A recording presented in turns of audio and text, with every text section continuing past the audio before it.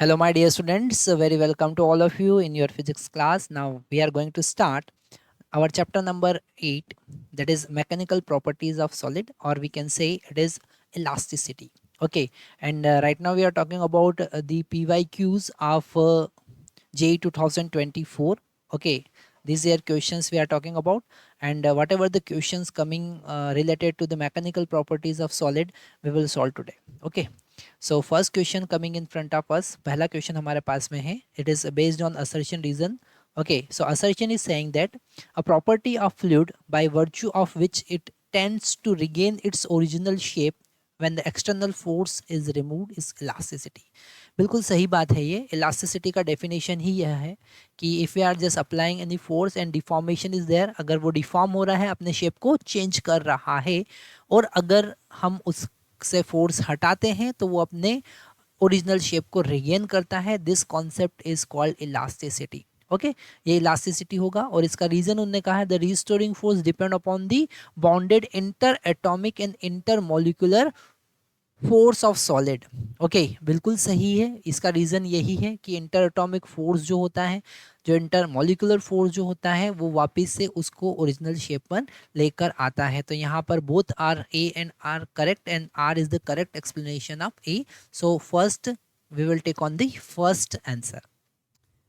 So that is first is the correct answer. मेरे प्यारे बच्चों, नेक्स्ट क्वेश्चन हमारे पास में है. क्वेश्चन में गिवन है a wire of length capital and the radius r, okay, is clamped at one end if the outer end is pulled by force F. okay, यहाँ पर जितने भी पैरामीटर हमारे पास गिवन है उनको ध्यान से हमको देख लेना है. its length increase by small l if the radius of wire and the applied force both are reduced to half of the original value keeping the original length constant, the increase in length become. Okay, तो हमने क्या क्या change किया है? हमने radius को half कर दिया है और फोर्स को हाफ कर दिया. अब यहाँ पर हमको यंग्स मॉड्यूलस का कॉन्सेप्ट समझ में आना चाहिए. This Young's modulus is equal to longitudinal stress F by A divided by longitudinal strain, that is delta L by L. तो यहाँ पर अगर हम डेल्टा एल का वैल्यू फाइंड करेंगे तो क्या आएगा? वो आएगा F into L divided by Y into A. Okay, तो यहाँ पर अब हमको डेल्टा एल का वैल्यू फाइंड करना है ना.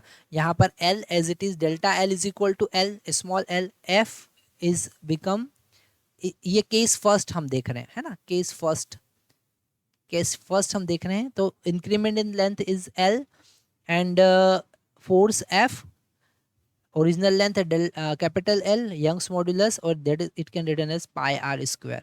अब हम केस 2 की बात करते हैं, है ना. केस 2 में क्या होगा? Increment in length L dash मान लेते हैं, है ना, वो हमको फाइंड करना है. एफ जो है वो एफ बाई 2 हो गया है, capital L as it is, Y as it is, pi as it is, और आर जो हो जाएगा वो आर बाई 2 का होल स्क्वायर हो जाएगा. अब इन दोनों का अगर हम रेशियो लेते हैं तो यहाँ से एफ एफ कैंसिल हो जाएगा, कैपिटल एल कैंसिल हो जाएगा, पाई वाई से कैंसिल हो जाएगा, आर स्क्वायर भी कैंसिल हो जाएगा. फाइनली हमको मिलेगा L divided by L dash which is equal to, so this will become equal to 1/2. So L dash is equal to 2l, मतलब 2 टाइम्स हो जाएगा. आंसर हम थर्ड पे टिक करेंगे, 2 टाइम्स. नेक्स्ट क्वेश्चन हमारे पास में है थर्ड क्वेश्चन. क्वेश्चन में गिवन है two metallic wire P and Q have same volume. Okay, तो यहाँ पर ये थोड़ा सा एक इंपॉर्टेंट पॉइंट हमको याद रखना है. वॉल्यूम यहाँ पर सेम है. Okay, and made up of same material if their area of cross section are in ratio 4:1. तो हम यहाँ पर A1 बाई A2 लिख लेते हैं. 4:1 कितना है? 4:1.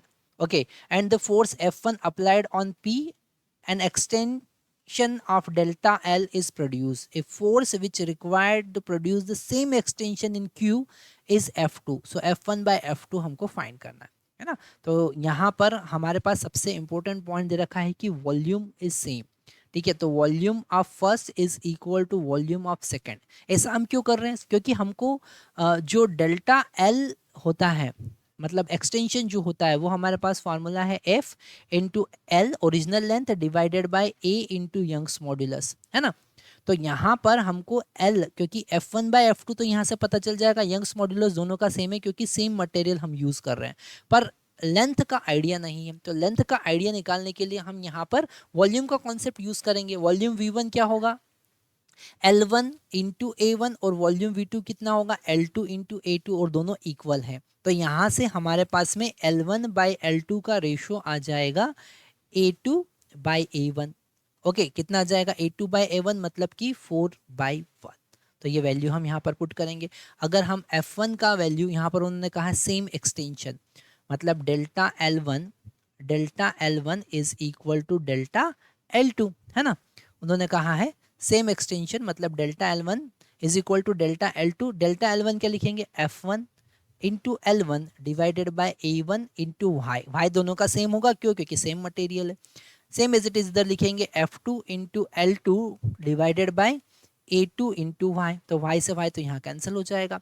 अब हम यहाँ, तो आगे अगर हम F1 बाय F2 यहाँ पर सॉल्व करते हैं तो वो कितना होगा, F1 बाय F2 अगर हम देखें तो वो होगा L2 divided bye L1 into A1 by A2, है ना। तो L2 divided bye L1, L2 divided bye L1 का वैल्यू हमारे पास कितना होगा, ये हमारे पास था 1:4, तो ये हो जाएगा 4। तो यहाँ पर हमारे पास में 4 इंटू 4 इज इक्वल टू 16 हमको मिलेगा। कितना मिलेगा, 16। So my dear student, next question हमारे पास में है, one end of metal wire is fixed to the ceiling and a load of 2 kg hang from other end. A similar wire is attached to the bottom of the load, okay, and another load of 1 kg hang from this lower wire, okay. The ratio of longitudinal strain of upper wire to that of the lower wire will be, okay। हमको strain का ratio यहाँ पर बताना है। Area of cross section 0.05 दे रखा है, Y Young's modulus 2 × 10⁻11 Newton पर metre square दे रखा है, जी का वैल्यू यहाँ पर 10 दे रखा है। तो यहाँ पर हम सिंपल सा कैलकुलेशन लगा सकते हैं कि दोनों का एरिया ऑफ क्रॉस सेक्शन यहाँ पर सेम है ना। तो अगर हम फर्स्ट वायर की बात करें, ये फर्स्ट वायर है और यहाँ पर हमने एक लोड लगाया, ठीक है, और लोड यहाँ पर उन्होंने कहा है 1 kg का हमने लगाया है, सॉरी 2 kg का लोड हमने लगाया है, तो ये है यहाँ पर 2 kg। फिर एक वायर हमने और कनेक्ट किया है, सिमिलर वायर, मतलब यंग्स मॉड्यूलस दोनों का क्या होगा, सेम होगा। सिमिलर वायर यहाँ पर है, यंग्स मॉड्यूलस दोनों का सेम होगा, और एरिया ऑफ क्रॉस सेक्शन भी यहाँ पर सेम है, ये 1 kg है। तो इस फर्स्ट वायर का अगर हम टेंशन T1 कंसिडर करें, ओके, तो ये जो टेंशन होगा वो होगा 10 इंटू 1 इंटू जी, क्योंकि नीचे लग रहा है mg, है ना, मतलब कि 1 इंटू जी, और ऊपर लग रहा है टेंशन T, है ना। तो इसका T1 जो होगा वो 1 इंटू जी होगा, और यहाँ पर अगर हम T2 की बात करें तो नीचे T1 भी लग रहा है प्लस 2g भी लग रहा है, मतलब अल्टीमेट 3g हो जाएगा, है ना। तो अगर हम स्ट्रेन की बात करें, अगर हम स्ट्रेन ऑफ ऊपर वाला मतलब second divided by strain of lower wire that is 1, वो कितना हो जाएगा, स्ट्रेन हो जाएगा फोर्स, यंग्स मॉड्यूलस स्ट्रेन होगा हमारे पास में force per unit area, okay, divided bye, अगर हम स्ट्रेन की बात करें तो हुक्स लॉ क्या कहता है, हुक्स लॉ कहता है कि stress is equal to Young's modulus into strain, है ना। तो स्ट्रेन का अगर हम बात करें तो वो होगा stress divided by Young's modulus Y, मतलब कि F by Y by A, okay. तो हम यहाँ पर एफ का वैल्यू लिखेंगे फर्स्ट केस में T2, okay, divided by area of cross section divided by Y, okay. और एरिया ऑफ क्रॉस सेक्शन और वाई दोनों का सेम है। सिमिलर वायर बोला उन्होंने, यहाँ पर बोला है सिमिलर वायर अटैच्ड, है ना।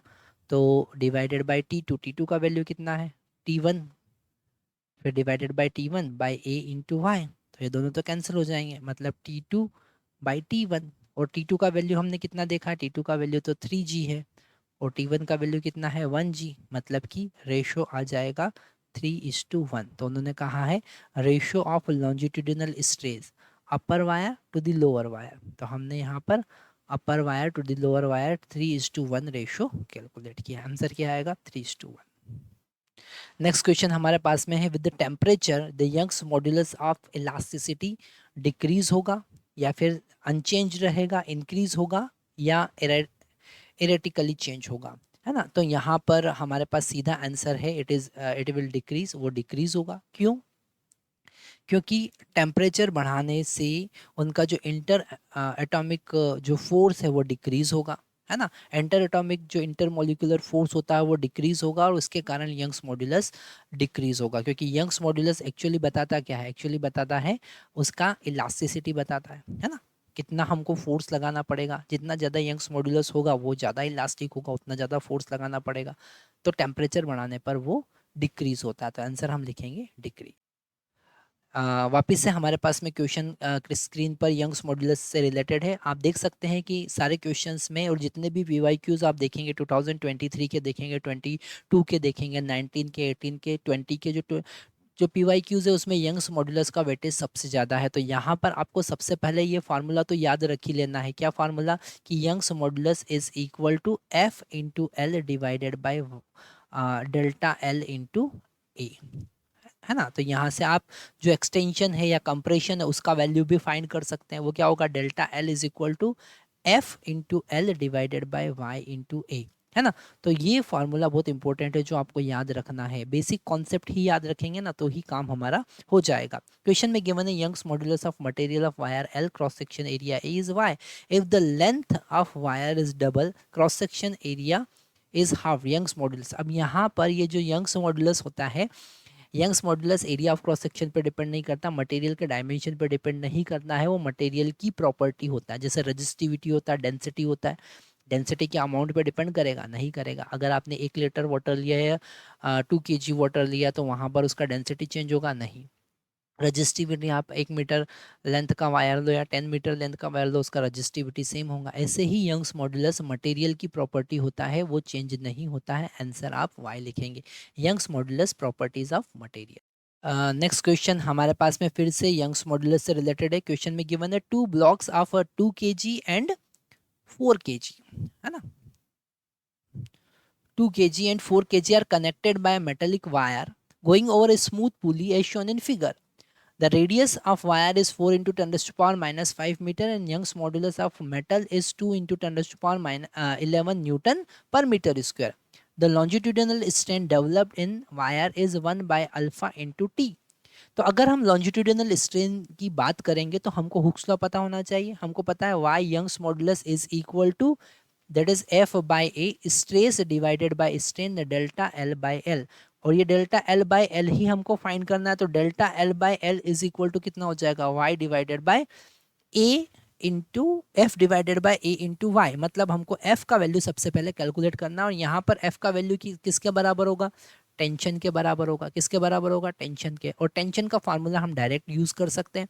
टेंशन का फार्मूला कितना होगा? 2m1m2 divided by m1 plus m2 into g. ये टेंशन का फार्मूला होगा। तो 2m1 का वैल्यू कितना है? m1 का वैल्यू 2 है, m2 का वैल्यू 3 है, 4 है, इंटू जी का वैल्यू हम 10 ले लेते हैं, डिवाइडेड बाय 4 प्लस कितना हो जाएगा? 4 प्लस 2, है ना।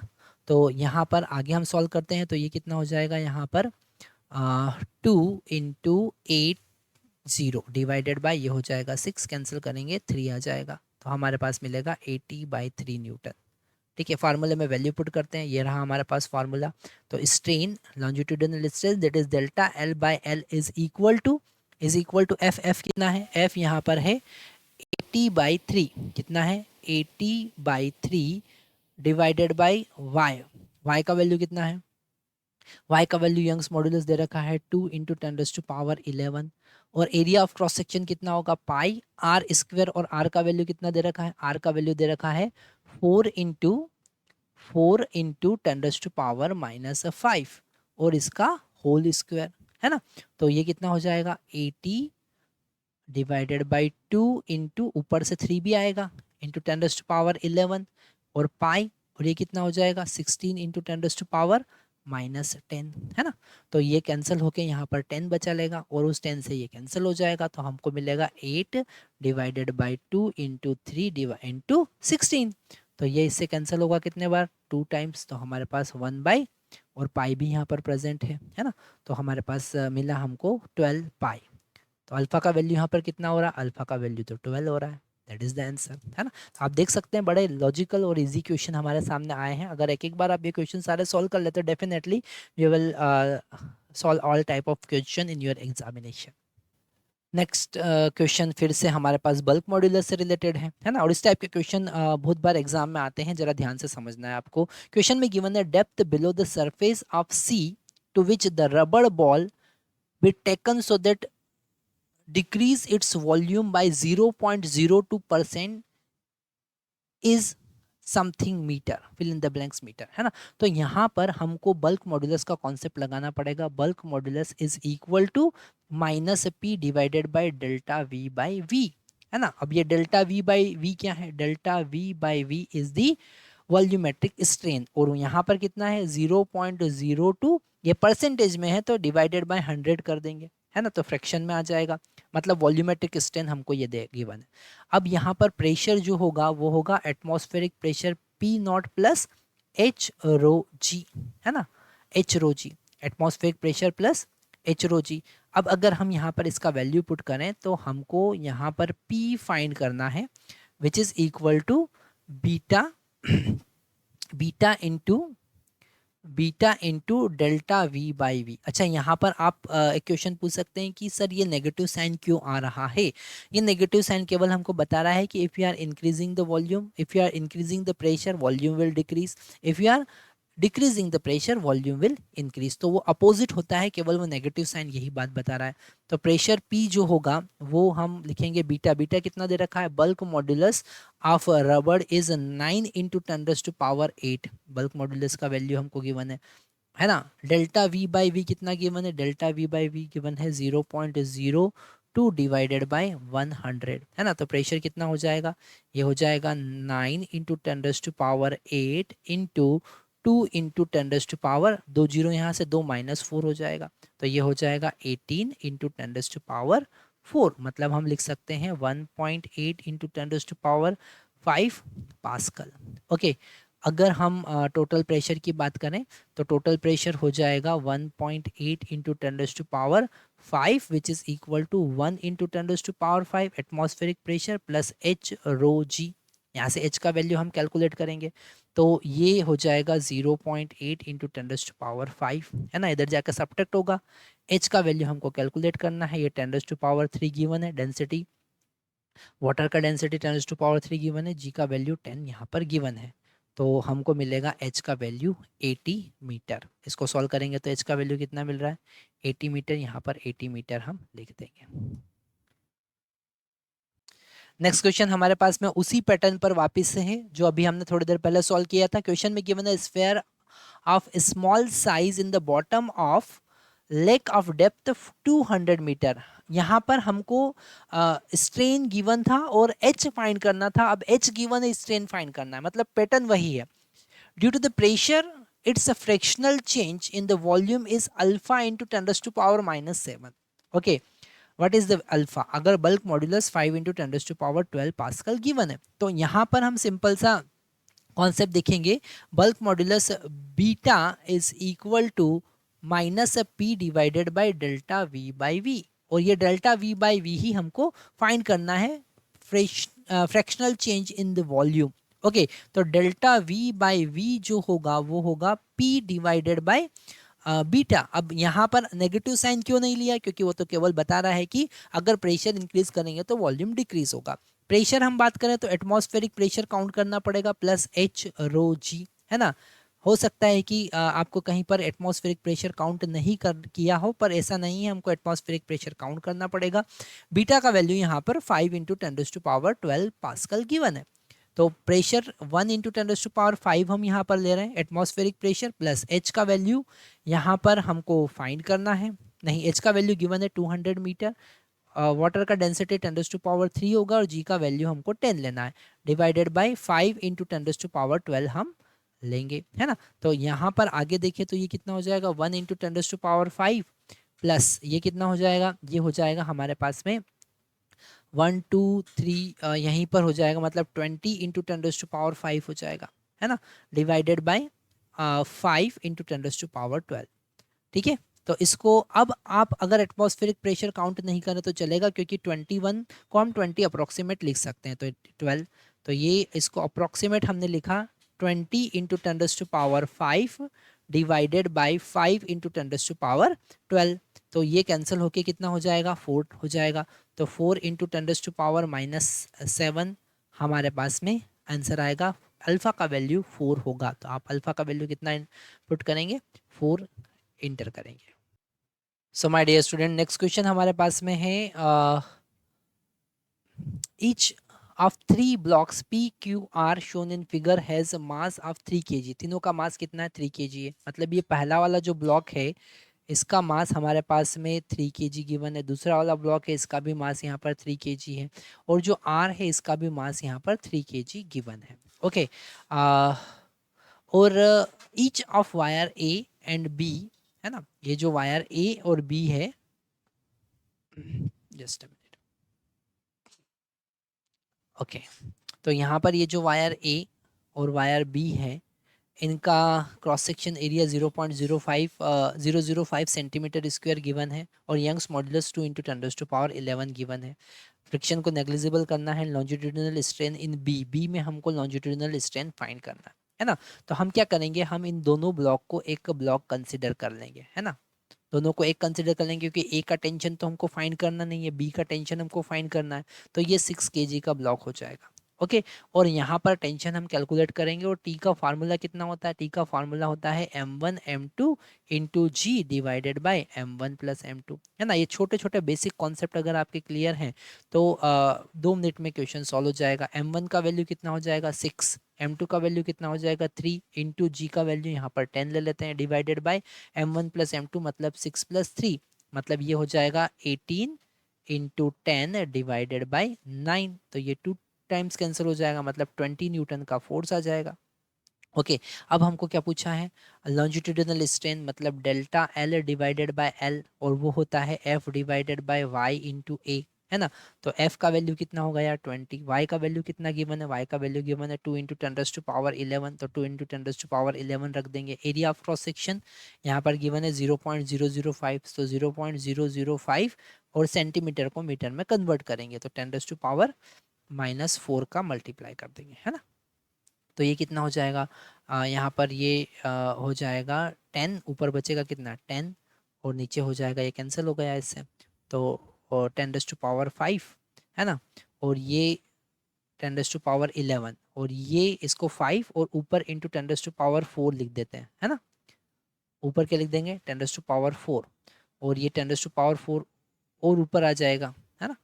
तो ये 10⁻8 हो जाएगा। अल्टीमेट कितना हो जाएगा हमारे पास 10/5 इंटू 10⁻⁻4, मतलब कि 2 इंटू 10⁻⁻4 हो जाएगा। मतलब आंसर कितना आएगा 2, कितना आएगा 2। मतलब वो क्वेश्चन ऐसा लग रहा है कि थोड़ा सा टिपिकल है, पर उसका जो सॉल्यूशन है बड़ा इजी है। Thank you very much.